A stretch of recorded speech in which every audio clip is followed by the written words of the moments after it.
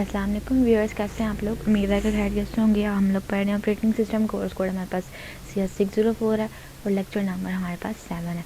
ठीक है जी, हम लोगों ने अपने लेक्चर नंबर 6 में पढ़ा था फोर्क सिस्टम कॉल, जो कि न्यू प्रोसेस क्रिएट करने के लिए यूज़ की जाती थी, और एग्जैक्ट सिस्टम कॉल के बारे में, एग्जिट सिस्टम कॉल के बारे में पढ़ा था, प्रोसेस को टर्मिनेट करने के लिए जो यूज़ होती है। अब हम लोग वेट सेट के बारे में पढ़ेंगे। वेट सेट क्या करती है? वेट सेट कर कॉलिंग, जो भी इस प्रोसेस को जो भी इस सिस्टम कॉल को कॉल करता है वो उस प्रोसेस को सस्पेंड कर देती है।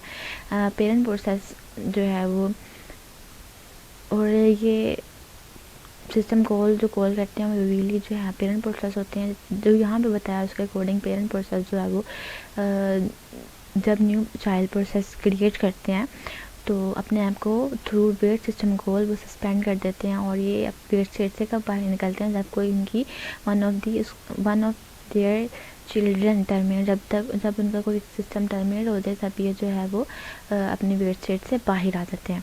ठीक है जी। और आगे क्या कह रहा है? The wait will return prematurely if the signal is received. वो कह रहा है कि अगर जो है वो child process wait parent process अभी वेट स्टेट में गया है, इसके सारे के सारे चाइल्ड प्रोसेस पहले ही टर्मिनेट हो गए हैं, यहाँ पे कोई सिग्नल उसे रिसीव हुआ है तो पेरेंट जो है वो वो वेट स्टेट में, पेरेंट प्रोसेस जो है वो वेट स्टेट में नहीं जाएगा। If all the child process stopped और टर्मिनेटेड प्रायर टू कॉल और वेट रिटर्न इज इमीडिएट। वो कह रहा है कि ये वही बात थी जो मैंने आपको भी बता दी। If the call is successful, अगर कॉल हमारे पास वेट कॉल जो है वो सक्सेसफुल रहती है तो ये क्या करेगी? ये रिटर्न करेगी process ID of the child. वो ये जो जिस चाइल्ड के टर्मिनेशन पे पेरेंट प्रोसेस जो है वो वेट स्टेट से बाहर आया उसकी प्रोसेस ID रिटर्न कर देगी। ठीक है जी। If the parent terminate however all its children have assign as a new parent. वो कह रहा है कि अगर चाइल्ड अभी प्रोसेसिंग कर रहे हैं, अभी वो टर्मिनेट नहीं हुए, उससे पहले ही पेरेंट प्रोसेस टर्मिनेट हो जाता है, तो क्या होगा? उन चाइल्ड प्रोसेसेस हैं उनको न्यू पेरेंट असाइन कर दिए जाएंगे या फिर उनको इनिट प्रोसेस के हवाले कर दिया जाएगा। इनिट प्रोसेस हमारे पास जब operating system Unix operating system boot होता है तो सबसे पहला यूज़र प्रोसेस जो होता है वो हमारे पास इनिट होता है। इनिट के बारे में हम लोगों ने लेक्चर नंबर 6 में पढ़ा था, आपको याद होगा यकीनन। तो ये init process is just like a grand parent of the processes of the child processes. अगर पेरेंट प्रोसेस टर्मिनेट हो गए हैं तो उनको इनिट प्रोसेस के हवाले कर दिया जाता है। ठीक है जी। The child have the parent to collect the status and execution statistics. अब जाहिर सी बात है कि चाइल्ड प्रोसेस क्रिएट हुआ तो उसने कोई प्रोसेस करना है, कोई एग्जीक्यूशन करनी है, तो उनका जो स्टेटस होता है या जो एग्जीक्यूशन स्टैटिस्टिक्स होते हैं, उनके जो रिजल्ट होते हैं उनके प्रोसेसिंग के, वो आगे ये हैंडल कर लेते हैं, कलेक्ट करके हैंडल कर लेते हैं। ठीक है, इनिट प्रोसेस है और न्यू पेरेंट जो भी उसको असाइन हुआ है। यहाँ पे हमारे पास जो है ये दो फाइल्स हैं, हम लोगों ने ऐड करनी है, इसको आप लोग याद कर लें। जब वेट सिस्टम कॉल किसी फंक्शन में यूज़ करनी है, किसी प्रोग्राम में यूज़ करनी है, तो ये दोनों हम लोगों ने फाइल यूज़ कर लेने, system/type.h और system/type wait.h, हम लोगों ने हेडर फाइल्स ऐड कर लेनी है। आगे यहाँ पे pt वेट और ये इंट स्टैटिक स्टैट -log लिखा हुआ है। जो वेट सिस्टम कॉल जो भी रिटर्न करेगा उसकी टाइप होगी हमारे पास pt प्रोसेस ID -t। ठीक है, it is just like int हम लोग लिखते हैं किसी फंक्शन के आगे या वर्ड लिखते हैं, तो जो रिटर्न टाइप होती है वो इंट होती है या फ्लोट होती है, या वर्ड के केस में कुछ रिटर्न नहीं होता। तो same as in this case wait जो भी रिटर्न करेगा उसकी जो है वो टाइप होगी pt। आगे यहाँ पे इंटीजर पॉइंटर है जी, यहाँ पॉइंटर है, यहाँ पे pit shows wait need 1 integer pointer. Integer variable होगा हमारे पास, उसको पॉइंटर पास करना होगा। ठीक है जी। आगे हम लोग जाते हैं, उससे पहले कुछ और चीज़ें भी हैं। जब भी वेट सिस्टम कॉल टर्मिनेट होगी तो ये रिटर्न करेगी इंटीजर वैल्यू, और वो इंटीजर वैल्यू क्या होगी हमारे पास? Process ID the child process which is terminate and due to wait the parent process came out of the wait state. आगे हमारे पास ज़ोंबी प्रोसेस है। ज़ोंबी प्रोसेस क्या होता है जी? ये जैसे अभी हम लोगों ने ऊपर पढ़ा कि अगर जो है zombie process is a process, ऐसे प्रोसेस है कि that has terminated but whose exit status has not yet been received by a parent process or by init। ऐसे प्रोसेसर जो है टर्मिनेट हो चुके हैं, ठीक है, उन्होंने अपनी प्रोसेसिंग पूरी कंप्लीट कर लिया, लेकिन उनका जो एग्जिट स्टेटस है, उन्होंने एग्जिट सिस्टम कॉल के थ्रू खुद को टर्मिनेट किया है ना, तो एग्जिट सिस्टम कॉल के थ्रू उन्होंने पैरामीटर पास करते हैं अपने पेरेंट प्रोसेस को, तो वो किसी से भी जो है एग्जिट स्टेटस जो है किसी ना तो उनके पेरेंट प्रोसेस ने रिसीव किया और ना ही जो है वो इनिट प्रोसेस ने जो है वो रिसीव किया है। It is just like the second version of the same concept which we discuss के जाहिर सी बात है अगर पेरेंट प्रोसेस ने नहीं उसका स्टेटस कलेक्ट किया तो मीन्स के पेरेंट प्रोसेस टर्मिनेट हो गया, तो इस वजह से उसका जो है वो एग्जिट स्टेटस जो है अभी रिसीव नहीं हुआ।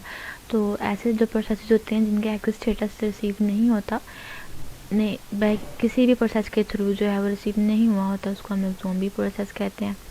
और ये मेमोरी वेस्टेज ये है, प्रोसेसेस पड़े हैं, उनका काम ख़त्म हो गया तो मेमोरी उन्होंने एलोकेट की हुई है। यहाँ पे हमारे पास एग्जांपल पे आ देते हैं। यहाँ पे क्या वेयर सिस्टम कॉल की एग्जांपल है, प्रोग्राम है, सिंपल सा प्रोग्राम है, लास्ट जो पढ़ा था वही है, इंक्लूड कर देना standard input output header file को। यहाँ पे हमारे पास मेन है और इसके आगे हमारे पास इंट पेज स्टेटस, ये दो वेरिएबल हम लोगों ने यहाँ पे डिक्लेयर किए हैं। यहाँ पे हम लोगों ने फोर्क जो भी रिटर्न करेगी वो कहाँ किस में स्टोर हो जाएगा, प्रोसेस आईडी में, PID फील्ड में। अगर वो यहाँ पे कह रहे हैं कि अगर किसी भी वजह से हम लोगों ने रीज़न पढ़ी थी बड़े गौर से लास्ट लेक्चर में कि फोर्क सिस्टम को फेल हो जाती है तो जो है पिट में जो है वो 1 चला जाएगा, सॉरी अगर जो प्रोसेस यहाँ पे 1 है, अगर PID जो है उसमें -1 है तो इसका मतलब है कि फोर्क सिस्टम कॉल जो है वो फेल है। तो ये हम लोगों ने लास्ट लेक्चर में पढ़ा था कि जब जो है कोई फंक्शन कॉल फेल होती है तो एग्जिट सिस्टम कॉल में जो पैरामीटर होता है वो नॉन ज़ीरो और पॉजिटिव इंटीजर होता है। तो ये एग्जिट सिस्टम कॉल के थ्रू ये जो है पैरामीटर पास कर दिया जाएगा। अगर जो है प्रोसेस आईडी मेरे पास 0 के बराबर है, मीन्स के चाइल्ड प्रोसेस है, तो चाइल्ड प्रोसेस जो है वो अपनी प्रोसेसिंग करेगा और एग्जिट सिस्टम कॉल के थ्रू खुद को टर्मिनेट कर लेगा। तो यहाँ पे नहीं, अगर प्रोसेस आईडी 0 के बराबर नहीं है तो यहाँ पे हमारे पास पेरेंट आएगा, पेरेंट प्रोसेस में आ जाएगा, पेरेंट प्रोसेस में आके वो वेट स्टेट में चला जाएगा जब तक जो है वो उनके चाइल्ड प्रोसेस अपने जो अपनी प्रोसेसिंग है वो नहीं कर लेते, तब तक वो वेट स्टेट में रहता है। और जैसे ही वो कर लेगा तो वो प्रिंट हो जाएगा कि वेल डन किड्स, और जो है वो प्रोग्राम या प्रोसेस भी जो है वो टर्मिनेट हो जाएगा एग्जिट सिस्टम कॉल के थ्रू। आगे हमारे पास जो है वो एग्जैक्ट सिस्टम कॉल है। एग्जैक्ट सिस्टम कॉल का वर्जन LP है हमारे पास। Typically the exact LP system call is use by the fork system call by one of the two process to review. हाँ, ये हम लोगों ने पढ़ा था अपनी लास्ट में, थोड़ा सा हिंट दिया था मैंने आपको कि जब सेम अगर जो जब फोर्क सिस्टम कॉल के थ्रू कोई प्रोसेस क्रिएट होता है तो एज सेम टू सेम होते हैं तो उसका ये मेमोरी ओवरराइड है। तो हम लोग क्यों करते हैं वो बाद में ये हम लोगों ने पढ़ा था कि जो है बाद में एग्जैक्ट सिस्टम कॉल के थ्रू उसके ऊपर कोई और प्रोग्राम ओवरराइड कर दिया जाता है।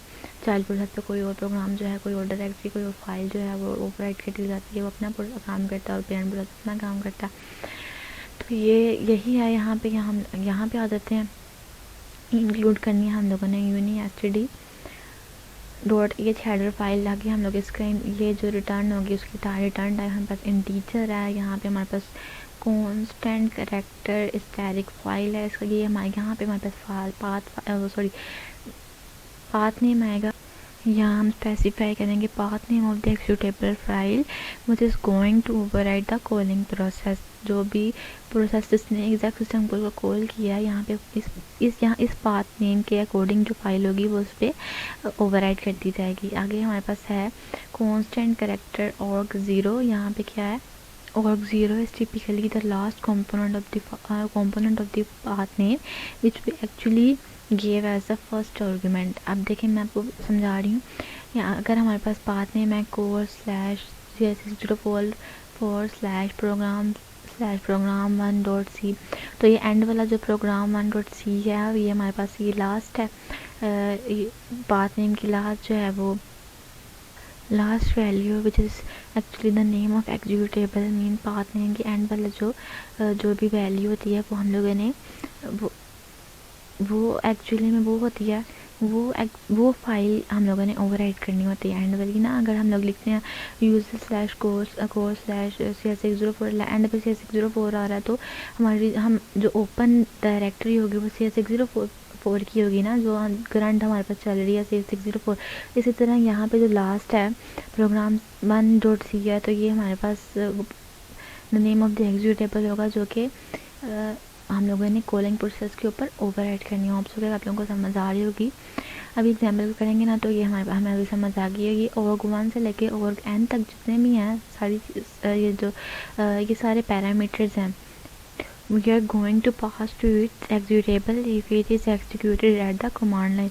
मीन्स कि ये दो पैरामीटर्स दो भी हो सकते हैं। अगर हम लोगों ने दो फाइल्स एक से डाटा कॉपी करके दूसरी फाइल पे लेके जाना है तो जो है वो हमारे पास दो पैरामीटर्स होंगे। या हो सकता है कि एक से लेके हम लोगों ने 3-4 फाइल्स में कॉपी करना है, तो इस तरह अकॉर्डिंग जो है हो सकता है कोई पैरामीटर हो ही ना, और हो सकता है कि जो है वो जो है हमारे पास 10-12 हो। ठीक है जी। और यहाँ पे नल करैक्टर भी है। नल का मतलब है कि यहाँ ये मतलब कि बस इतने ही पैरामीटर से आप जो है वो यहाँ पे पैरामीटर्स ख़त्म हो जाते हैं। ठीक है जी। आगे हम लोग कोड पे देखते हैं। यहाँ पे ना आपको भी समझ आएगी, मतलब कि ये देखें जब एग्जैक्ट सिस्टम कॉल हुई है, यहाँ पे जो है ये है पाथ नेम। ठीक है जी। मतलब कि ls कमांड को जो है ls फाइल को हम लोगों ने ओवरराइट करना है चाइल्ड प्रोसेस के ऊपर, और ls कहाँ पड़ी हुई है, बिन डायरेक्टरी में। ठीक है जी। It is same.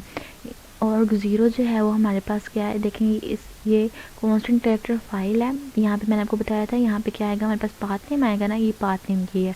ठीक है जी। और यहाँ पे मैंने आपको कहा था org 0 में आएगा लास्ट वन जो होगी, लास्ट वैल्यू जो होगी ना पाथ नेम की, वो यहाँ पे हमारे पास org 0 में होगी। तो इसका मतलब है हम लोगों ने क्या ओवरराइट करना है, हम लोगों ने ls फाइल के अंदर जो कुछ पढ़ा है वो चाइल्ड प्रोसेस पे ओवरराइट कर देना है। ठीक है जी। बस यही था इसके अंदर। इसमें आप लोगों ने पुरानी चीज़ें हैं वो आप लोगों ने देख लेनी है। यहाँ पे एक और चीज़ है, एग्जैक्ट सिस्टम कॉल अगर सक्सेसफुल होती है, ठीक है जी, तो इसका कोई कम बैक नहीं है, ये नहीं हो मतलब कि फिर उसके बाद टर्मिनेट ही होगा प्रोसेस। ठीक है जी। आप वापस स्टेट में नहीं आ सकते। यहाँ पे ये बताया हुआ कि पेरेंट प्रोसेस ने फोर्क के थ्रू जो है वो चाइल्ड प्रोसेस को क्रिएट किया, और जो है वो चाइल्ड प्रोसेस को एग्जैक्ट सिस्टम कॉल के थ्रू जो है वो हम लोगों ने अभी पढ़ा है, पिन डायरेक्टरी से ls की फाइल उसके ऊपर ओवरराइट कर दी गई है। ठीक है जी।